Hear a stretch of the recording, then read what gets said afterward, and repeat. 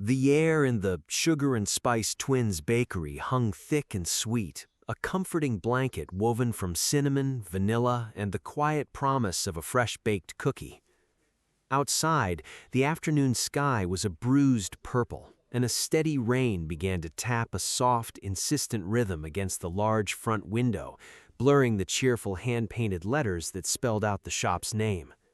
Behind the counter, 25-year-old Elias Vance, known to everyone simply as Eli, was carefully placing a tray of perfectly golden snickerdoodles into the display case. His twin sister, Elara, was restocking napkins, her bright red hair, an exact mirror of his own, tied up in a messy bun with a pencil stuck through it.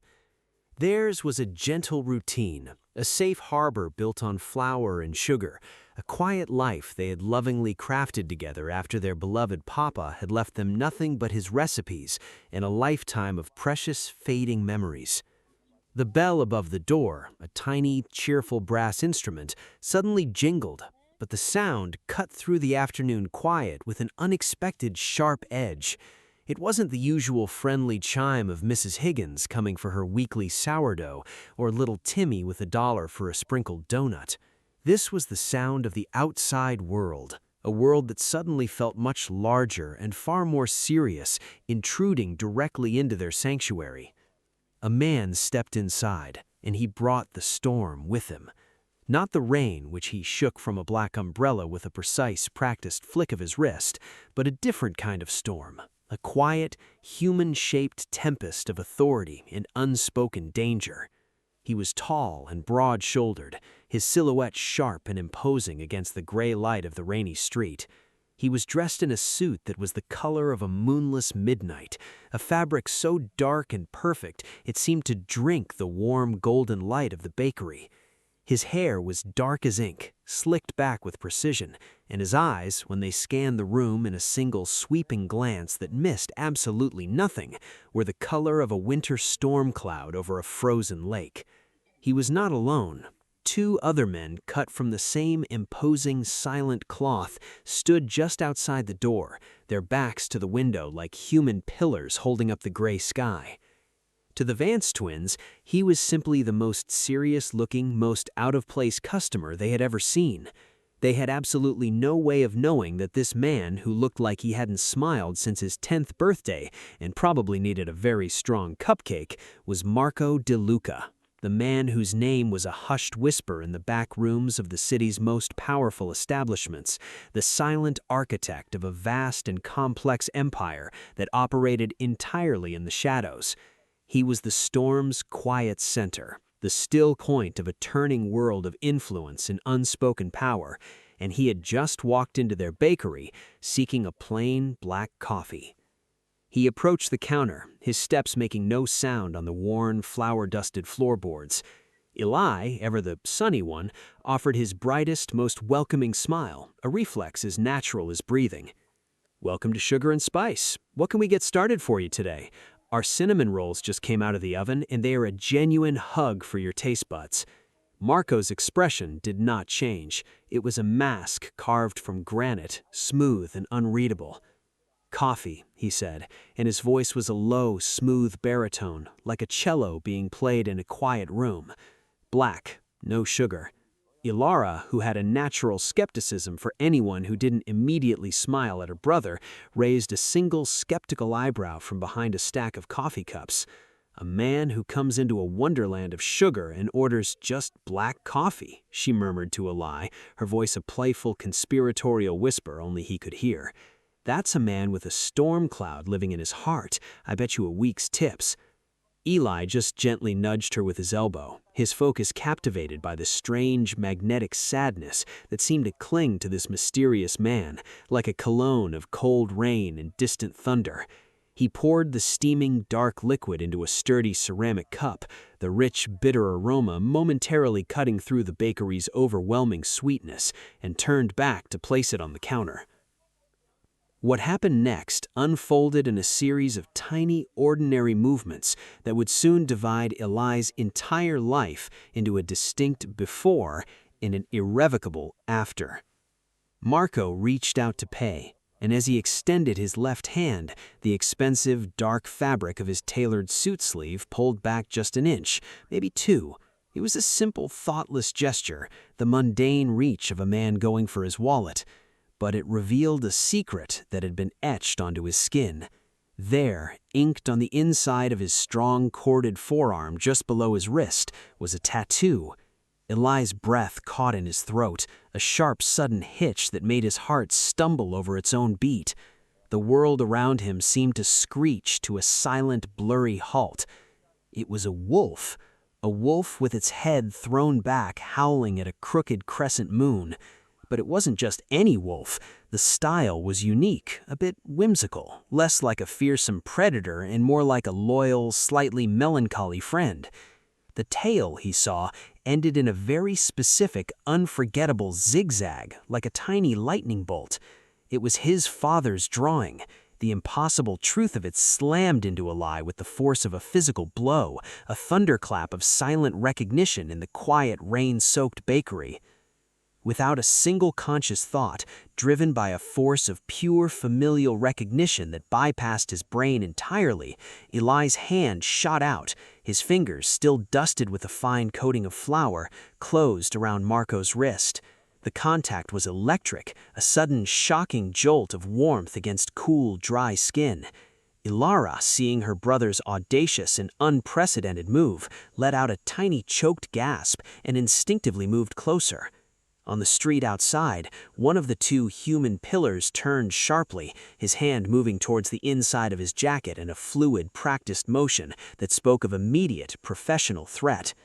But inside the bakery, Marco held up his other hand, a silent, absolute command that froze the man in place. His winter storm eyes, which had been so cold and detached just a moment ago, now locked onto Eli's with an unnerving intensity. A flicker of something molten and terrifyingly dangerous swam in their gray depths. No one touched him, ever. His entire life was a carefully constructed fortress of personal space, a no-man's land of respect and fear that no one dared to cross. Yet this baker, this stranger with hair the color of autumn leaves and eyes full of wonder, had not only crossed it, but had grabbed hold of him, and he was not afraid. He was looking at his arm as if it held the key to a secret treasure, not the mark of a predator.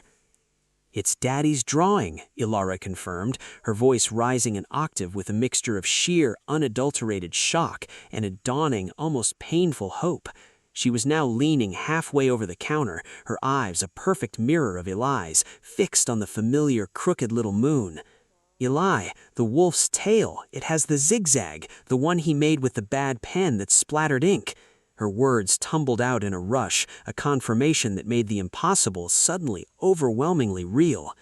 Eli's grip on Marco's wrist tightened, not with fear, but with the desperate grip of a man holding onto a lifeline to the past.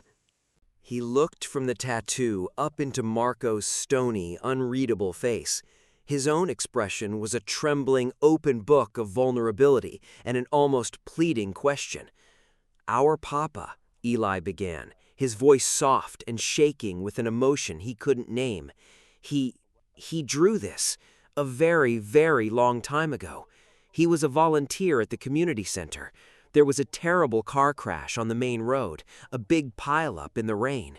He wasn't a fireman or a doctor, but he always ran toward trouble to see if he could help. He told us this story 1,000,000 times. He pulled a little boy out of a crushed car. The boy was all alone, so small and so scared. He wasn't crying loudly, just shaking like a lost little pup in a thunderstorm. Papa said his eyes were the color of a winter sky, full of a hurt that was too big for such a small person. So Papa held him, kept him awake and talking, and to calm him down, he drew this exact wolf on a napkin from his glove box. He told the boy, 'You're not alone now, little pup. You're a strong wolf, and a wolf always finds its pack,' he promised. Our papa made him a promise." The silence that followed was a profound, living thing. It filled every corner of the bakery, heavy and dense, pressing in on them. The only sound was the insistent, rhythmic tap-tap-tap of the rain against the glass, a gentle, natural metronome counting the seconds of this life-altering moment. Marco's face, which had been an unreadable mask of cold command, underwent a slow, almost imperceptible transformation. The hard lines around his mouth didn't soften exactly, but they began to tremble just slightly. The winter in his eyes didn't melt, but a crack, a hairline fracture appeared in the ice. His mind, a disciplined machine that always operated 10 steps ahead, calculating threats and outcomes, was suddenly hurtled backward through time. He was no longer the powerful 28-year-old Mafia boss in a tailored suit. He was a terrified, hurting 7-year-old boy again, trapped in a crumpled metal tomb that smelled of gasoline, motor oil, and his own blood. He could hear the screaming metal, the distant sirens, his own frantic, rabbit-fast heartbeat. Then a new sound, a gentle, calm voice, and a face that appeared through the shattered window. A kind man with the most vibrant red hair he had ever seen, hair like a sunset, wet with rain. The man had pulled him out with infinite care, held him, and told him he was a strong wolf. The drawing on the napkin was the first gift of pure, unconditional kindness he had ever received in his short, hard life. It was the single, solitary, warm memory from a childhood that was otherwise a frozen wasteland of neglect and cold, echoing mansions. He had kept the faded, torn napkin in a box under his bed for years, the ink slowly turning brown. On his 18th birthday, the first day he had full control over his own body and his own decisions, he had the design permanently etched onto his skin, a sacred promise to never forget that he was, once upon a time in the rain, worthy of being saved. It was the one good, sacred secret he possessed, the tiny, hidden flame of a distant and pure light in the absolute, all-consuming darkness of his professional life. And now, these two strangers, these twins with the exact same sunset red hair as the man in his memory, were looking at his most guarded secret and calling it by a name, Daddy's drawing. A violent internal war raged inside him. The hardened Mafia boss, the man who commanded armies of silence and empires of shadow, screamed at him to retreat. This was exposure. This was a vulnerability more dangerous than any bullet. He should deny it, brush it off as a coincidence, intimidate them to forget what they thought they saw, and disappear from their sugary little world forever. His entire life depended on being a ghost, a rumor, an untouchable myth. He could not, under any circumstances, have a past. He could not have a connection. He certainly could not have a heart. Yet as he looked into Eli's hopeful, open face, a face so pure and unguarded, it was like staring directly at the sun. The words wouldn't come. The denial died, unspoken on his tongue. The ice in his heart, which he had spent 2 decades perfecting, suffered its first hairline fracture. The feeling was so foreign, so intensely uncomfortable, that it manifested as physical pain. He felt a tightness in his chest, a burning behind his eyes that he absolutely refused to acknowledge. His next move, the move that would change everything forever, was not a move of violence or denial. It was something much harder for him. The mask slammed back down, but it was brittle now, a fragile shell over a churning sea of repressed memory. He gently, but with a finality that broke Eli's heart, pulled his wrist from the baker's grip. "Don't touch me." His voice was a low, cold rasp. The words were a wall of ice meant to push the twins away, to protect them from the monstrous, dangerous truth of who he was. But his eyes, just for a fleeting, unguarded second, betrayed him. They held a deep, ancient, and utterly sad recognition, a silent, screaming confession that his voice would never, ever dare to utter aloud. He turned on his heel, the gesture sharp and final. He left the untouched, now cold coffee on the counter, the cup a small, lonely monument to the moment. He walked back out into the rain, his form a dark, blurry ghost through the water-streaked window, swallowed up by the sleek, black car that purred at the curb. Eli ran to the door, his heart hammering against his ribs, and pressed his palm flat against the cold glass, watching the red taillights disappear into the gray curtain of rain. He didn't even know the stranger's name. He didn't know anything about him, except that a piece of his father's heart was living on the arm of a very sad, very dangerous man, and the very first chapter of a love story, more complicated than he could ever have imagined, had just begun, not in ink, but in the silence between a storm and a tattoo. A brand new day painted the city in shades of hesitant gold, the early morning sun still too shy to fully chase away the puddles left by yesterday's storm.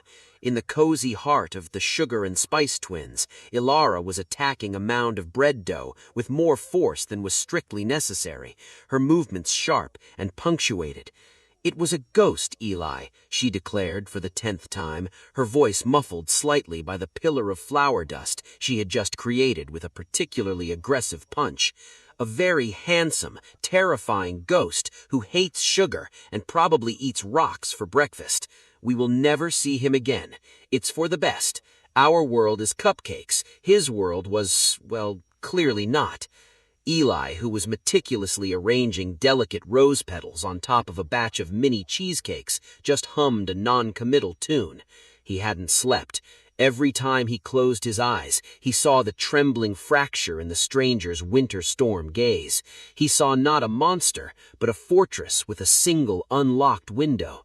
He felt, with a certainty he couldn't explain, that their story was not over. It felt like it had only just been breathed into life. The proof arrived with the subtlety of a velvet-wrapped hammer. There was no rumble of an engine, no sign of a vehicle at all, just a sudden, imposing shadow that blocked the cheerful morning light from the bakery's front door. Eli looked up, and his heart performed a complicated, acrobatic flip. It wasn't the storm-eyed man. It was one of the human pillars from yesterday, a man so stoic and square he looked like he had been carved from a granite block and forced into a suit. He walked to the counter with a measured, deliberate gait and placed a small, heavy, cream-colored envelope on the glass surface. "From Mr. M" was all he said, the 2 letters sounding like a secret password that could unlock a hidden kingdom. Then he turned and was gone, melting back into the morning foot traffic as seamlessly as he had appeared. Eli's hands were trembling slightly as he picked up the envelope. The paper was thick and expensive, feeling like soft cloth. He slid a finger under the flap, his heart beating a frantic drum solo against his ribs. Inside was a single card, the same heavy cream-colored stock.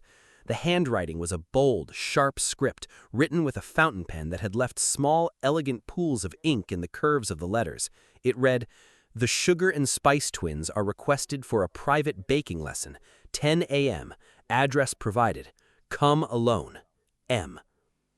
"A private lesson?" Elara shrieked, reading over his shoulder and nearly poking him in the eye with the pencil in her hair.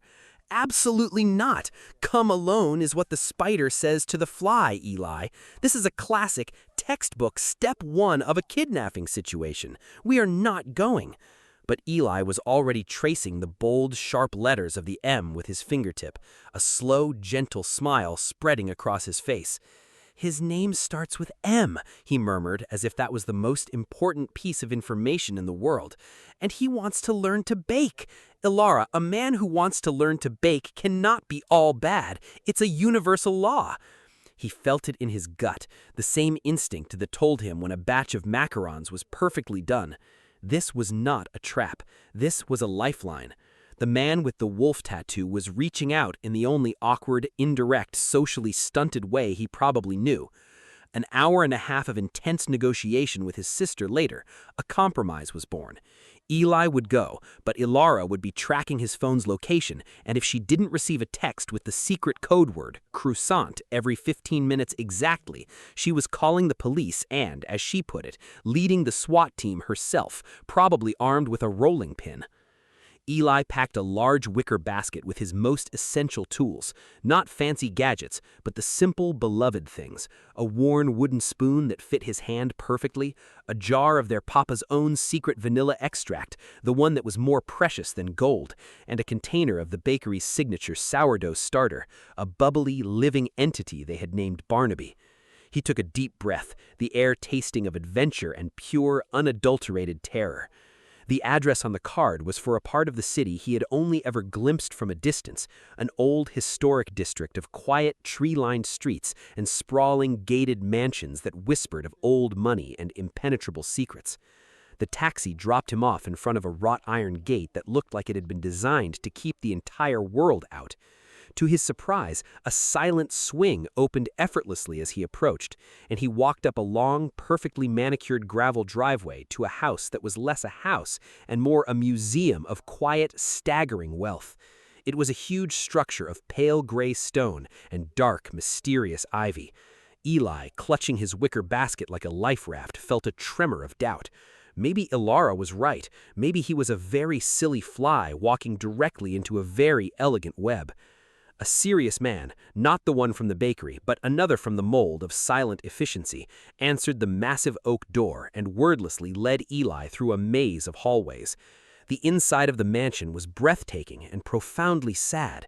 It was immaculately clean, filled with expensive art and antique furniture, but it felt cold, sterile, and untouched. It was a showroom, not a home. There were no messy stacks of mail or worn, cozy blankets on the sofas, no photographs of smiling people on the flawless walls. It was a palace of silence, and Eli felt an unexpected pang of sympathy. This was a house where a little lost pup would absolutely hate to live. The silent guide finally stopped before a set of double doors and ushered Eli into a space that stole the very breath from his lungs. It was a kitchen. Not just any kitchen, it was a culinary cathedral. The countertops were a single seamless slab of pristine white marble that seemed to glow under the soft light. The appliances were all professional-grade brushed steel, so shiny they looked like they had never, ever been used.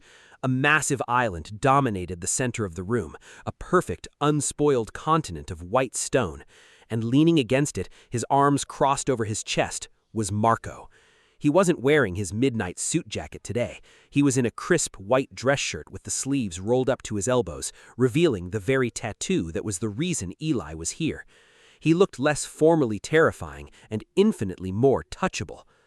"You came," he said, his voice a low thrum in the quiet, echoing space. A tiny, almost invisible muscle in his jaw was twitching. He looked braced for an attack or a rejection. "Well, you did request a baking lesson," Eli said, his voice much brighter than he felt. He set his large wicker basket on the pristine island, a little piece of their messy, warm, flower-dusted world in this temple of perfection. "So, Mr. M, what would you like to learn to bake?"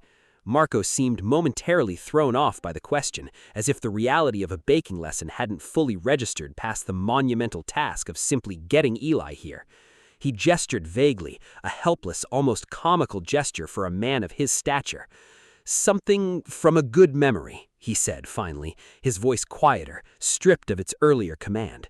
"When I was small, before the accident, my grandmother used to make something. It was sweet, and there was a blue frosting. That's all I remember, a taste of blue." "Vanilla cupcakes with blue buttercream," Eli announced softly, his professional baker's brain instantly decoding the clue. "The very best kind of memory. Okay, lesson 1. He reached into his basket and pulled out a second apron, a plain navy blue one. He walked over to Marco and, without asking for permission, simply held it up. Marco stared at it as if it were a strange, foreign object. Then, in a movement that felt like a monumental surrender, he uncrossed his arms and allowed Eli to loop the apron over his head. Eli could smell him, a clean, sharp scent of cedar and cold mint, and something else, a faint undertone of pure masculine power. He quickly stepped back, his own heart doing a silly, traitorous dance. The lesson began, and it was a beautiful, hilarious, slow-motion disaster from the very first moment. Eli, who was a patient teacher by nature, had never met a student completely and utterly hopeless. He gently explained the science of creaming butter and sugar together, how to whip air into the mixture until it was light and fluffy. Marco, who was probably capable of dismantling a criminal network with a single strategic phone call, gripped the wooden spoon like a weapon and stirred with such robotic brute force that a chunk of cold, hard butter flew across the marble counter, skidded across the island, and landed on the floor with a sad, greasy plop. He looked at Eli with an expression that was one part genuine confusion and one part simmering humiliation. "This is not a negotiation I am winning," he muttered, staring at the offending butter. Eli just laughed, a genuine, bright, sunny sound that filled the cold, sterile kitchen. You're not negotiating, you're baking. There's a difference. You have to listen to the ingredients. This butter wants to be friends with the sugar, but you have to introduce them gently. He came up behind Marco, hesitating for a single electric second before he placed his flour-dusted hands over Marco's much larger ones on the spoon. "Here," he said, his voice soft near Marco's ear. "Slow circles, like you're rowing a boat on a very calm lake. Feel the sugar scrape against the bottom of the bowl. That's the sound of it getting fluffy." Marco went completely still under his touch. The only sound in the vast room was the gentle, rhythmic scrape of the spoon and the sudden thunderous pounding of his own heart, a sound so loud he was absolutely certain Eli could hear it. This gentle, physical guidance was a language Marco's body had never been taught. It wasn't a command or a threat. It was just a simple shared task, a connection. The tension in his broad shoulders began to melt, degree by slow degree. The next test was the eggs. Eli demonstrated the art of cracking an egg cleanly on a flat surface, creating a perfect clean fracture. The key, he explained, is confidence with a gentle touch. You're not trying to annihilate it, just convince it to open. He handed an egg to Marco. Marco, whose entire life was a study in controlled, absolute, and often annihilating force, looked at the fragile brown egg as if it were a live grenade. He applied pressure, too much pressure. With a sickening crunch that was far too loud for the quiet kitchen, the egg didn't just crack, it catastrophically imploded in his fist. Raw, sticky yolk and slimy white oozed through his fingers, dripping onto the pristine white marble and splattering onto the front of his perfect, expensive shirt. Time seemed to freeze. Marco stared at the mess in his hand, a look of such profound, silent shock on his face, as if he had been personally and mortally betrayed by the egg. Eli held his breath, waiting for the storm, for the cold fury that he knew this man was capable of. And then it happened. The sound was so small, so foreign, it took Eli a moment to recognize it. It was a short, sharp exhale of breath from Marco's nose. Then it happened again, a little louder, a gruff, rusty sound like an engine that hadn't been started in a very, very long time. Marco De Luca, the silent architect of a shadow empire, the man whose name was a whispered threat, was laughing. A real, genuine, helpless laugh that crinkled the corners of his winter storm eyes and transformed his entire severe face into something boyish and strikingly beautiful. He held up his yolk-covered hand, a look of pure, unadulterated wonder on his face. "I believe," he said, his voice still rough with the unfamiliarity of laughter, "I have conquered this egg. It has submitted to my absolute authority, a total and complete victory." Eli's heart, which had been doing acrobatics all morning, didn't just flip, it soared. It flew right out of his chest and attached itself irrevocably to this strange, dangerous man who was now grinning at a broken egg. Eli dipped his finger into the bag of all-purpose flour and with a laugh of his own, flicked a tiny white cloud right at the center of Marco's ruined shirt. "That's for using the word conquered in my baking lesson," Eli declared, his eyes sparkling with mischief. "Baking is about creation, not war, Mr. M." This tiny, playful act of rebellion, flicking flour at a man who could destroy him with a whisper, was the exact moment the lesson changed. It was no longer a teacher and student. It was just two people, standing in the wreckage of a broken egg, laughing in a sterile, too clean kitchen. The day melted into a week of secret, sun-drenched meetings. The sterile kitchen began to look like a real bakery, dusted with a thin, permanent layer of flour and smelling of vanilla and sugar. Marco, who was used to giving orders, became an obedient, if still clumsy student. Eli learned that Marco had a secret, intense sweet tooth and would eat the raw cookie dough when he thought Eli wasn't looking. Marco learned that Eli named all his kitchen tools and that the temperamental stand mixer was named Gerald. The real lesson was not in baking perfect cupcakes. The real lesson was happening in the quiet moments between tasks. The way Eli's hand would brush Marco's when they both reached for the sugar. The way Marco would stand just a little too close when Eli was explaining the delicate art of not over-mixing the batter. The way their eyes would meet and hold for a heartbeat longer than necessary, a silent conversation happening in the space between them, a language that didn't need words. Their bubble of sugar and secrets was burst on a Tuesday afternoon by the sound of a very familiar, very angry shriek. "Elias Philip Vance!" The voice echoed through the marble foyer. Elara, having tracked her brother's phone and, after 3 missed croissant texts, fully prepared to lead her rolling pin SWAT team, had infiltrated the mansion. She stood in the kitchen doorway, taking in the scene with wide, furious eyes. Marco, an apron dusted with flour over a silk shirt, was carefully, with intense concentration, placing a single silver sprinkle on a freshly frosted cupcake. Eli was beaming at him. "Are you decorating?" Elara sputtered, her righteous fury momentarily derailed by the sheer absurdity of the image. "I thought you were dead in a ditch, but you're not dead. You're having a cupcake play date with the grumpy coffee man? I knew it. You're in love with him." The silence that followed was a solid, physical thing. Marco carefully, deliberately placed the sprinkle down. The gentle, hopeful light in his eyes shuddered, and the cold stone mask descended with an almost audible click. The fortress was sealed once more. He looked from Elara's furious face to Eli's pale, exposed one, and he knew the game was up. The secret was out. He took a deep breath, a man preparing to walk away from the first genuine sunlight he had ever allowed himself to feel. He looked directly at Eli, and his eyes were a devastating mix of a soft goodbye and a cold, hard truth. "Your sister is right," he said, his voice flat, stripped of all the warmth it had only just begun to learn. "But not just about that. She is right to be afraid. I owe you the truth." He stepped back, creating a distance that felt like a chasm. "My name is Marco DeLuca. I am not a good man. I don't just work in a hard business. I am the business.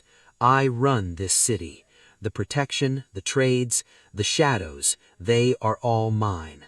My life is a house of shadows and silence, and there are people in it who would use any weakness, any connection, any sweetness to hurt me. Your father's kindness, that promise, was the only pure good thing I have ever known, ever owned. When you recognized the tattoo, I just wanted to be near it again, near that light. It was a selfish, dangerous thing to do, and I am sorry. So this lesson, this fantasy, must be goodbye." He began to untie the navy blue apron, his movements final and heartbreaking. "Thank you for the memory of the blue frosting," he finished, his voice barely a whisper, the words cracking slightly. The apron came off and he held it in his hand, a sad, crumpled flag of surrender. Eli felt tears prick his eyes, but they were not tears of fear. Eli just laughed, a genuine, bright, sunny sound that filled the cold, sterile kitchen. "You're not negotiating, you're baking. There's a difference. You have to listen to the ingredients. This butter wants to be friends with the sugar, but you have to introduce them gently." He came up behind Marco, hesitating for a single electric second before he placed his flour-dusted hands over Marco's much larger ones on the spoon. "Here," he said, his voice soft near Marco's ear. "Slow circles, like you're rowing a boat on a very calm lake. Feel the sugar scrape against the bottom of the bowl. That's the sound of it getting fluffy." Marco went completely still under his touch. The only sound in the vast room was the gentle, rhythmic scrape of the spoon and the sudden thunderous pounding of his own heart, a sound so loud he was absolutely certain Eli could hear it.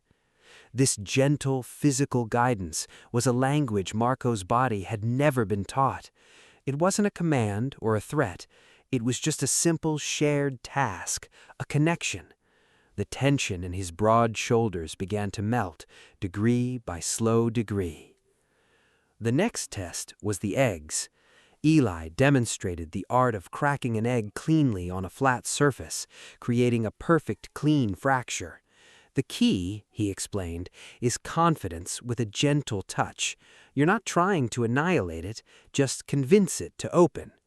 He handed an egg to Marco. Marco, whose entire life was a study in controlled, absolute, and often annihilating force, looked at the fragile brown egg as if it were a live grenade. He applied pressure, too much pressure. With a sickening crunch that was far too loud for the quiet kitchen, the egg didn't just crack, it catastrophically imploded in his fist.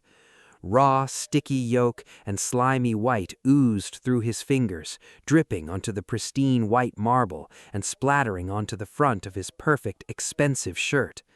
Time seemed to freeze.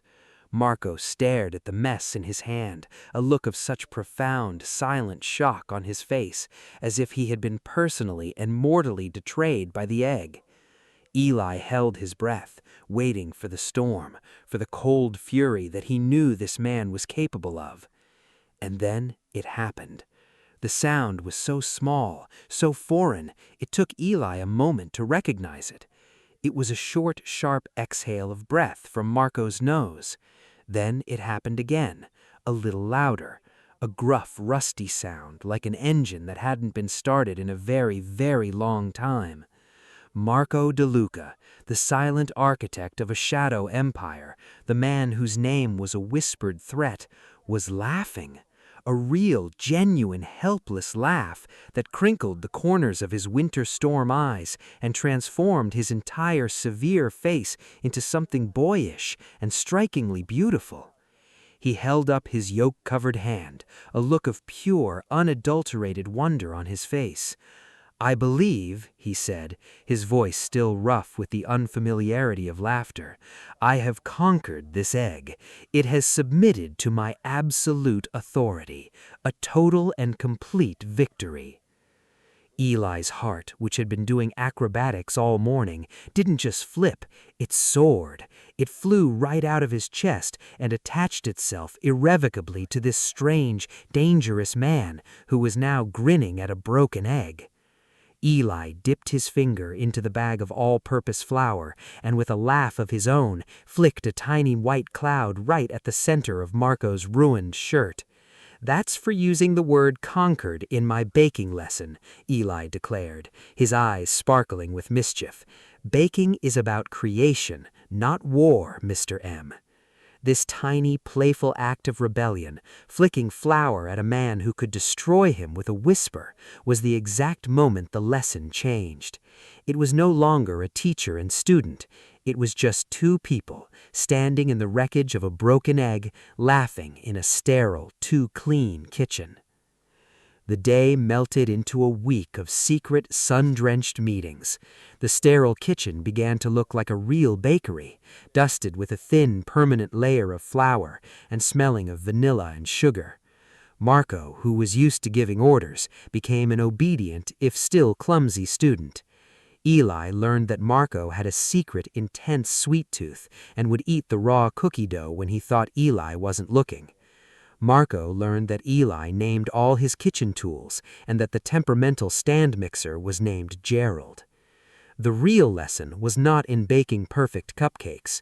The real lesson was happening in the quiet moments between tasks. The way Eli's hand would brush Marco's when they both reached for the sugar. The way Marco would stand just a little too close when Eli was explaining the delicate art of not over-mixing the batter. The way their eyes would meet and hold for a heartbeat longer than necessary, a silent conversation happening in the space between them, a language that didn't need words. Their bubble of sugar and secrets was burst on a Tuesday afternoon by the sound of a very familiar, very angry shriek. "Elias Philip Vance!" The voice echoed through the marble foyer. Elara, having tracked her brother's phone and, after 3 missed croissant texts, fully prepared to lead her rolling pin SWAT team, had infiltrated the mansion. She stood in the kitchen doorway, taking in the scene with wide, furious eyes. Marco, an apron dusted with flour over a silk shirt, was carefully, with intense concentration, placing a single silver sprinkle on a freshly frosted cupcake. Eli was beaming at him. "Are you decorating?" Elara sputtered, her righteous fury momentarily derailed by the sheer absurdity of the image. "I thought you were dead in a ditch, but you're not dead. You're having a cupcake play date with the grumpy coffee man? I knew it. You're in love with him." The silence that followed was a solid, physical thing. Marco carefully, deliberately placed the sprinkle down. The gentle, hopeful light in his eyes shuddered, and the cold stone mask descended with an almost audible click. The fortress was sealed once more. He looked from Elara's furious face to Eli's pale, exposed one, and he knew the game was up. The secret was out. He took a deep breath, a man preparing to walk away from the first genuine sunlight he had ever allowed himself to feel. He looked directly at Eli, and his eyes were a devastating mix of a soft goodbye and a cold, hard truth. "Your sister is right," he said, his voice flat, stripped of all the warmth it had only just begun to learn. "But not just about that. She is right to be afraid. I owe you the truth." He stepped back, creating a distance that felt like a chasm. "My name is Marco DeLuca. I am not a good man. I don't just work in a hard business. I am the business. I run this city. The protection, the trades, the shadows, they are all mine. My life is a house of shadows and silence, and there are people in it who would use any weakness, any connection, any sweetness to hurt me. Your father's kindness, that promise, was the only pure good thing I have ever known, ever owned. When you recognized the tattoo, I just wanted to be near it again, near that light. It was a selfish, dangerous thing to do, and I am sorry. So this lesson, this fantasy, must be goodbye." He began to untie the navy blue apron, his movements final and heartbreaking. "Thank you for the memory of the blue frosting," he finished, his voice barely a whisper, the words cracking slightly. The apron came off and he held it in his hand, a sad, crumpled flag of surrender. Eli felt tears prick his eyes, but they were not tears of fear. They were tears of a fierce, sudden, and overwhelming clarity. He saw the entire picture now. The scared, lonely little boy in the crashed car who had built a suit of armor so thick and so cold that he had become a prisoner inside his own protection. Marco was not pushing him away because he was a monster. He was pushing him away because he was terrified, not of his enemies, but of his own fragile, newly discovered heart. Eli took a step forward, crossing the great symbolic chasm of the marble floor. His heart was no longer just soaring, it was blazing, a comet of pure, defiant love. He dipped his finger into the bowl of leftover blue buttercream frosting, the color of a bright, impossible sky. He took Marco's hand, the same hand that had held a broken egg and had the faded napkin promise etched into his skin. Marco didn't pull away. He just stood, frozen as Eli carefully, lovingly painted a small, wobbly, perfect crescent moon on the back of his hand, right over the same spot where the wolf's moon was. "You're not a monster, Marco DeLuca," Eli said, his voice soft but as solid and unbreakable as the marble beneath their feet. "You're just a wolf who forgot he had a pack. You think you're protecting us by sending us away, but a real pack protects each other. We don't run, not from you, not ever." He closed Marco's fingers gently over the sticky blue moon, sealing the promise. "Looks like the lesson isn't over yet." For an entire week, Marco's self-imposed exile held, a week of gray, rainy days that perfectly matched the sudden, hollow chill that had settled into the sugar and spice twins. Eli baked his cinnamon rolls, but the dough felt heavy in his hands. He iced his sugar cookies, but the blue frosting, his new favorite, only made his heart ache with a sharp, sweet pain. He went through the motions, but the magic, the sunshiny center of his world, had been replaced by a persistent, drizzling worry.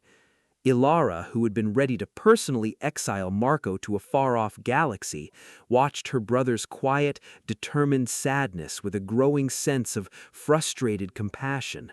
She knew that look. It was the same look Eli had worn for a year after their papa passed. It was the look of a person who was holding on to hope so tightly it was cutting into their palms. Marco hadn't just disappeared. He had, in his own twisted, self-sacrificing way, become their silent, invisible guardian. Strange things began to happen around the bakery. A broken window that had been jammed for months was suddenly fixed overnight, its frame freshly painted and the new glass sparkling. A delivery of the highest grade, most expensive flour they had ever seen, a brand even their supplier couldn't get, arrived with no bill and no return address. And every single day, without fail, a man in a hoodie and sunglasses, who was very obviously a 6'2" Mafia boss with terrible, uncomfortable posture, trying to look small and inconspicuous, would shuffle into the shop, order a single black coffee from Elara, who would serve it with a knowing, exaggerated sigh, and then stand in the corner, silently watching Eli knead dough for exactly 10 minutes before leaving without another word. He was a ghost, haunting his own heart, surviving on glimpses of the light he had forbidden himself to touch. He was a wolf, circling the warm, bright cottage of his pack, keeping all the other predators away. The storm, when it finally broke, did not come from the sky. It came on a bustling Saturday morning, the bakery's busiest time. The line was nearly out the door, a chaotic, happy queue of families and coffee seekers. Eli and Elara were a whirlwind of efficient, caffeinated motion behind the counter, their synchronized dance perfected over years of practice. The cheerful chaos was abruptly, violently shattered. The little brass bell didn't jingle. The door was simply flung open so hard it slammed against the wall with the sound of a gunshot. The happy chatter of the customers died instantly, replaced by a thick, suffocating silence. 3 men had entered the door. They were nothing like Marco's silent, disciplined, granite-cut men. These men were rough, unshaven, and reeked of cheap cologne and cheaper intentions. Their eyes were greedy and hard as they scanned the suddenly quiet, terrified bakery. They weren't here for pastries. They were here to send a message. The leader, a man with a long, cruel scar cutting through his eyebrow, leaned on the counter, his smile a grotesque, predatory sneer. "Heard a rumor," he said, his voice a gravelly, unpleasant rasp that carried through the silent room. "A little red-headed birdie told us the big bad wolf has a sweet tooth for this place. So sweet he'd come running if his favorite bakery was to, catch on fire." He picked up a perfect, delicate rose-petal cheesecake that Eli had just finished, looked at it with theatrical disgust, and then, deliberately, with the flick of his wrist, dropped it onto the floor.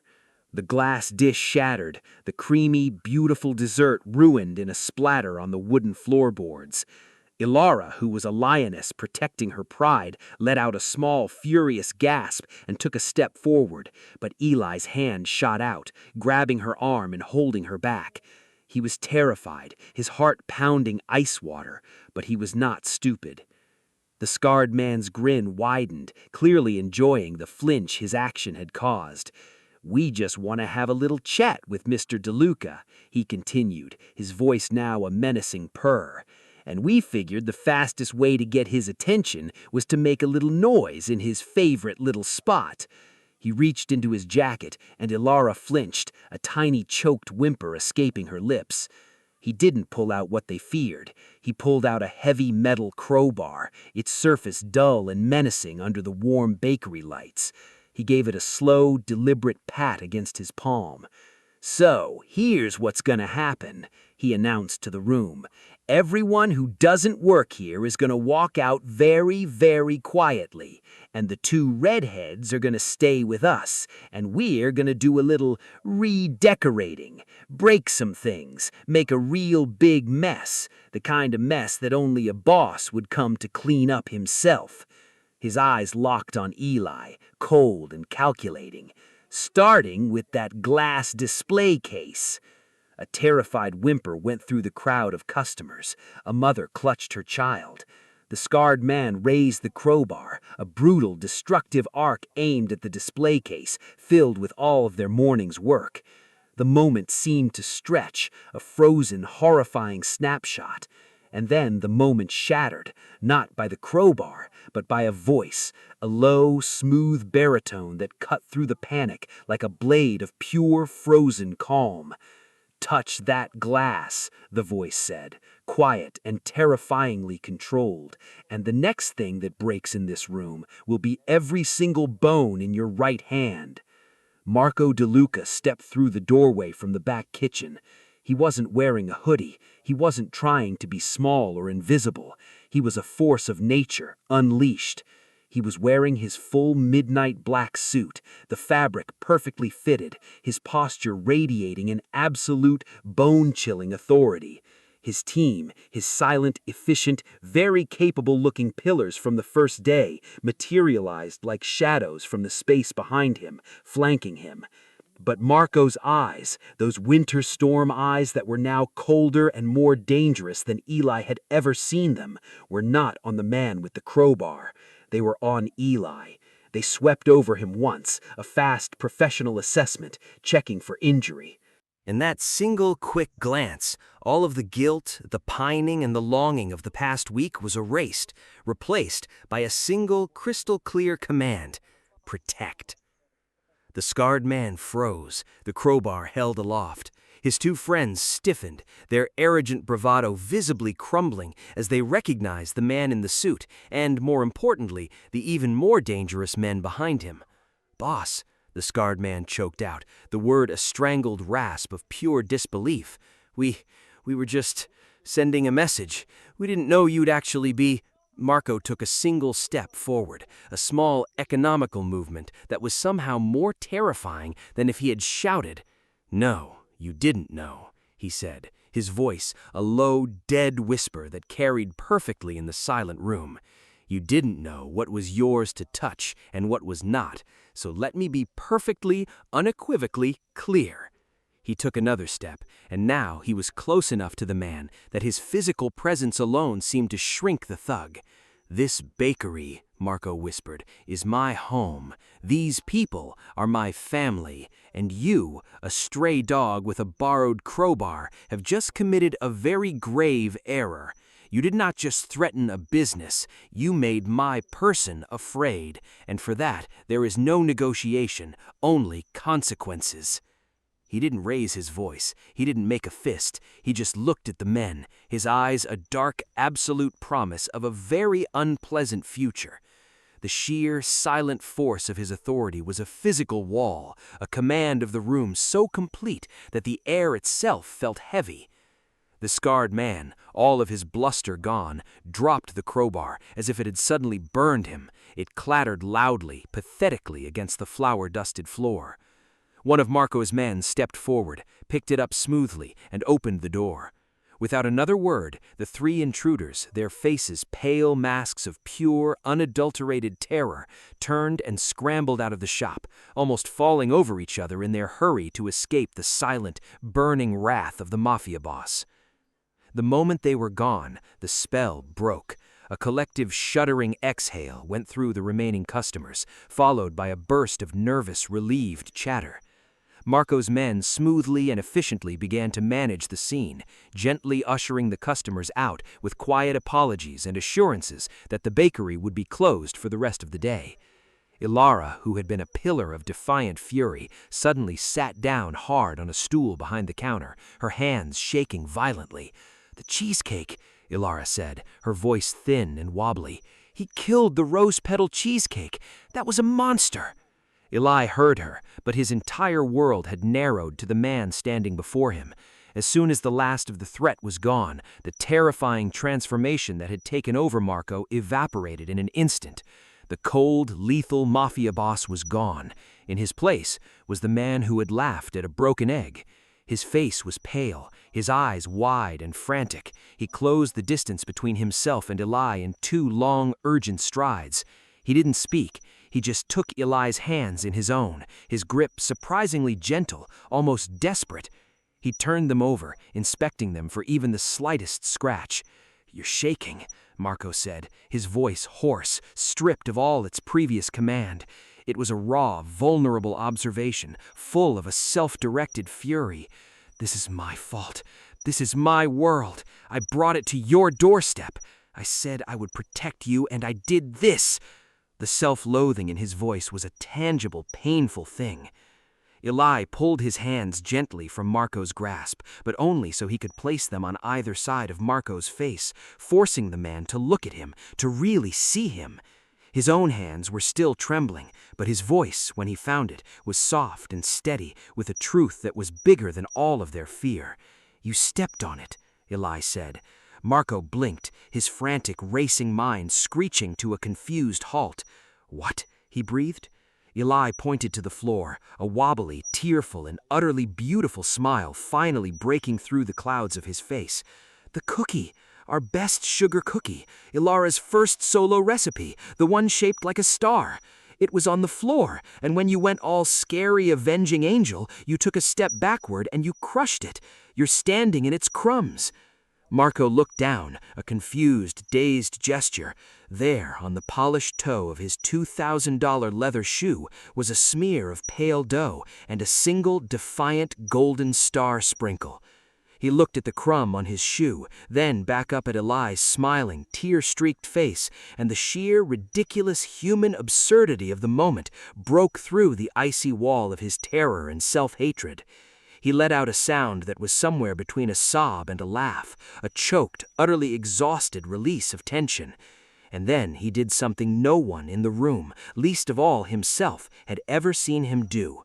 He started to laugh, a real, deep belly laugh that made his shoulders shake. The laugh was loud and unguarded, and full of more emotion than his cold, empty mansion had ever contained. It was the sound of a dam breaking, the sound of a wolf finally, after years of howling alone, being answered. He looked at Eli, and the laughter softened into a look of such profound, aching tenderness that it stole Eli's breath all over again. The decision that had been building in his heart ever since a baking lesson in his sterile kitchen crystallized in that moment, becoming a fact as solid and unchangeable as the wolf tattoo on his arm. "I am done," Marco said, his voice quiet, but with a finality that rang like a clear, true bell. "The House of Shadows, I am leaving it, all of it. This is not a negotiation. It's not a life. It's a tomb I built for a scared little boy, and I don't fit in it anymore." He looked around the bakery, at the shattered cheesecake on the floor, at Elara, who was staring at him with her mouth wide open, at the warm, golden lights that had refused to go out. "This," he said, his voice gaining strength, "this messy, flower-dusted, sugar-smelling, wonderful little world, this is where the light is. You are the light, Eli. Your father's kindness gave a lost boy a promise of a pack. I've been looking for that pack my entire life." He reached out and took Eli's hand, not the careful, electrifying touch of the baking lesson, but a firm, certain, forever kind of grip. "I'm done looking," Marco said. "I've found it. Let me build a real family here, with you, in the light." Eli didn't answer with words. He answered by pulling Marco into a hug, so tight, so fierce, that it mended every broken, lonely piece inside them both. "It's about time, wolf boy," Eli whispered into the expensive wool of Marco's suit, which now smelled, finally, definitively, and permanently, of vanilla, cinnamon, and home. The name was a quiet, private inside joke that made Eli smile every single morning he flipped the sign in the window to open. Inside, the bakery was buzzing with its usual happy, sugar-fueled chaos. Elara was on a stool, carefully touching up the gold lettering on the window with a tiny paintbrush, humming a pop song off-key. And in the center of the kitchen, tied neatly around his waist and already streaked with a fresh new layer of flour, was a navy blue apron. Marco De Luca, formerly the silent architect of a shadow empire, was carefully, with the intense frowning concentration of a bomb disposal expert, transferring a tray of crescent moon-shaped vanilla cookies from a baking sheet to a cooling rack. His movements were still a bit stiff, and his tongue poked out of the corner of his mouth, a tiny, adorable sign of his absolute focus. "The spatula is your friend, not your enemy," Eli's voice rang out, full of love and laughter. "You have to slide it under with confidence, like you're introducing the cookie to the rack, not announcing its execution." Eli was leaning against the doorframe, a cup of coffee in his hand, watching the scene with a heart so full of sunshine he thought it might burst. Marco grunted, successfully moving a cookie without a single casualty. "This cookie," he declared, holding up the spatula as if it were a trophy, "has been successfully negotiated with. A peaceful transfer of power." Elara snorted from her spot on the stool, not turning around. "Don't get cocky, boss man. The last batch you said that about, you somehow managed to fling 3 of them directly into the sink. Gerald, the stand mixer, was traumatized." Marco just smiled, a quiet, comfortable smile that reached his eyes and had, over the past 3 months, carved permanent happy laugh lines around them. He was no longer the imposing figure in the midnight suit. He was just Marco, the baker's partner, who was still deathly afraid of the industrial dishwasher and had a secret ongoing feud with the sourdough starter, Barnaby. Eli set his coffee down and walked over, slipping an arm around Marco's waist and resting his chin on his shoulder to inspect the cookies. "They're perfect," he declared, pressing a quick kiss to Marco's flour-dusted cheek. "A perfect batch of crescent moons. Papa would be proud." Marco leaned into the touch, his whole body relaxing into the simple, profound comfort of it. "He'd probably just be happy I'm finally pulling my weight," Marco murmured, "though I think my weight is mostly made of the cookie dough I've been taste testing." The transformation was absolute. The cold, echoing mausoleum of a mansion had been sold. Marco had used a significant portion of his immense, shadowy fortune to establish a citywide network of after-school community centers, fully funded and staffed, each one with a large, sunny art room. The center's logo, designed by the twins, was a wolf howling at a crescent moon. He never went to the centers himself, preferring to remain an anonymous benefactor, a silent guardian angel for other lost little pups. His world was now contained entirely within the 4 warm, fragrant walls of the wolf's oven. He dealt with difficult suppliers, charmed the elderly customers with his surprisingly old-world manners, and was slowly, painstakingly learning the difference between a macaron and a macaroon. A little boy, the same one who used to come in with $1 for a sprinkled donut, was now standing at the counter with his mother, his nose pressed to the glass. Marco, seeing him, walked over to the display case. "The usual, young man?" he asked, his voice a low, friendly rumble. The boy nodded, wide-eyed. "Yes, please, Mr. Wolf." Marco's smile widened. He carefully selected the most heavily sprinkled donut, tucked it into a bag, and handed it over. As the boy and his mother left, the little bell above the door jingled its cheerful, familiar chime. Elara hopped off her stool, wiped her painty hands on her apron, and came to stand beside them. "All right, lovebirds," she announced, her voice as bright and sharp as ever, but her eyes soft with affection. "Break time's over. We have a catering order for 50 lavender cupcakes, and I am not creaming all that butter by myself. Gerald is already giving me the evil eye." Marco looked at Eli, a flicker of his old playful challenge in his winter storm eyes. 50 cupcakes, he said, a large-scale negotiation. Eli grinned, picking up a bag of flour and handing Marco the sugar. "Then we better work as a pack." The afternoon light streamed through the clean, sparkling window, illuminating the name The Wolf's Oven in a wash of gold. Inside, the air was a symphony of clinking bowls, the hum of the mixer, and the comfortable overlapping sounds of family. Marco, once a Mafia boss, now a baker, a partner, a protector, a man who had finally found his pack, looked at his family, his home, his entire beautiful world contained in a messy, wonderful bakery. The journey that had started with a terrified boy and a napkin promise, a story that had been reignited by two strangers recognizing a wolf tattoo, was over.